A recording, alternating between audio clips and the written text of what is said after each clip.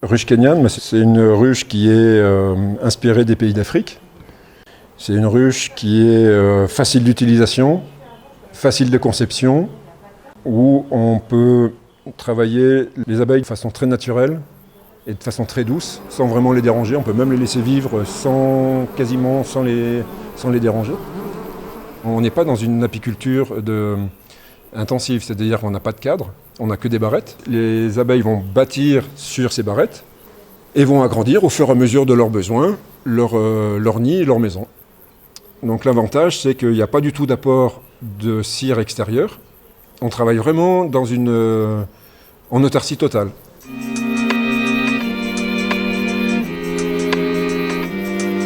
Donc cette ruche, elle est faite en bois, c'est du Douglas, qui est polarisé, c'est-à-dire qu'on respecte et on regarde l'essence du pouce du bois, qu'on harmonise pour que l'énergie extérieure de la ruche circule correctement. Pour nous, c'est quelque chose qui est important. Là, on a repéré que le bois, il avait poussé dans ce sens-là. Donc, c'est ce qui permet, on fait un système de circulation pour que l'énergie vitale et importante, le magnétisme de la Terre, continue à circuler comme si le bois était encore vivant.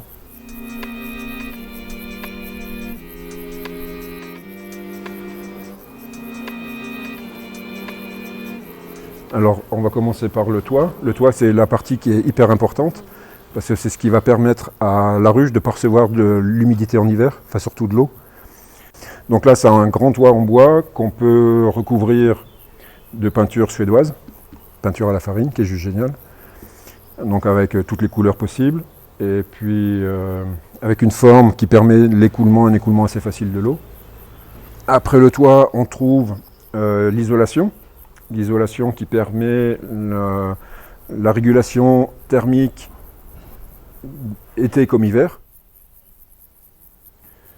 Donc l'isolant qui fait 4 cm en liège, avec une lame d'air entre les dessus de cadre et l'isolation.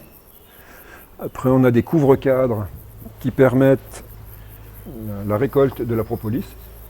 C'est-à-dire qu'on laisse on met des couvre-cadres avec un petit espace entre chaque planche.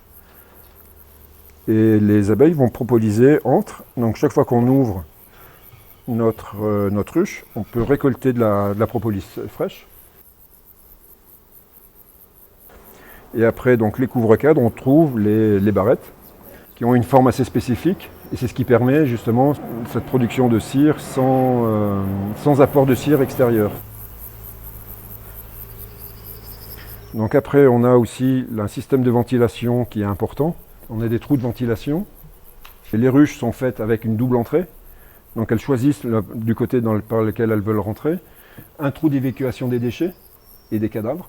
Parce que sinon, ça leur demande beaucoup d'efforts de remonter les cadavres pour les sortir.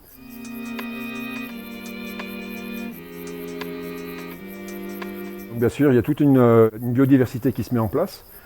Et ce qu'on essaye de créer, c'est des litières pour qu'elles retrouvent comme dans un état naturel. C'est-à-dire quand elles sont, par exemple, dans un tronc d'arbre ou dans un endroit, il y a tous les déchets qui vont tomber et qui vont créer toute une biodiversité.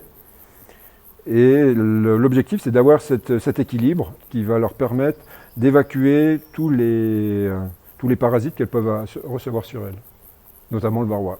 L'objectif de la litière, c'est d'attirer le pseudo-scorpion, qui lui est un prédateur spécifique au varroa.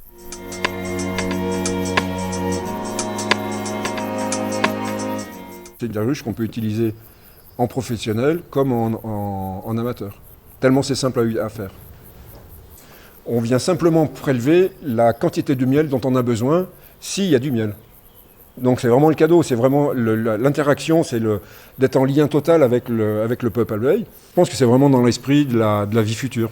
C'est-à-dire que les gens vont de plus en plus vivre en lien avec des choses très naturelles et puis très simples d'utilisation.